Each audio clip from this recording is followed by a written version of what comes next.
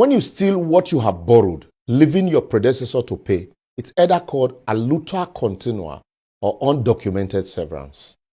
Finance Minister Zainab Ahmed on Wednesday last week announced that Nigeria has received $800 million from the World Bank to share to 50 million Nigerians as palliative before petrol subsidies are removed in June.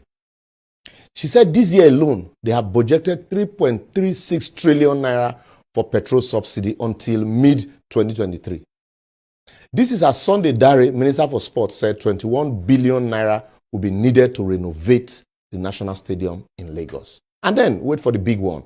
Aviation Minister Hadi Sirika announced that he had commissioned 10 firefighting trucks for the airport at the cost of 12 billion naira. That's 1.2 billion for one truck. I don't know whether to cry or laugh. No wonder both young and old Nigerians are leaving the country in droves because certainly they will feel there's nothing left for them. But the one went off me for all of them. Politicians that are quick to go abroad for minor ailments are legislated to stop Nigerian trained medical doctors from taking a job outside of the country. How you will flog your kids, deprive them of food, go out to eat, and then lock the door. Say maybe they no go find food outside. That no be only juju. That is the height of irresponsibility. Anyway, very soon they would legislate, say, make embassy they give traveling visas to only them and their families. They hear the smell. Assemblies of non-nationals masquerading as National Assembly. I bet second base, Jerry. In 2014, during the 2015 general election campaign, Buhari, in one of these numerous interviews, was quoted to have said, "There's nothing like petroleum subsidy in Nigeria. What they call subsidy is fraud." But in 8 years of his government, he spent trillions of dollars subsidizing the same thing he called fraud. Anyway, so sorry, I forgot NNPC said it's not subsidy, but under recovery.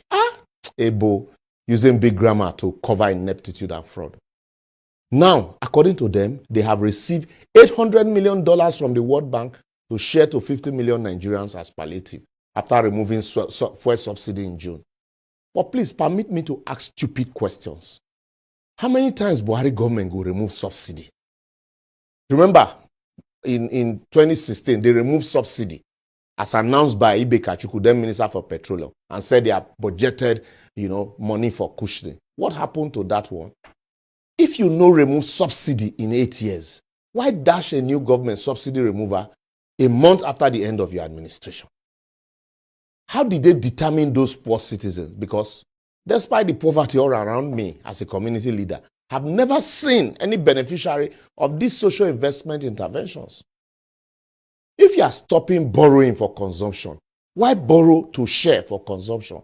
Even if that is the condition for the money, won't you reject it?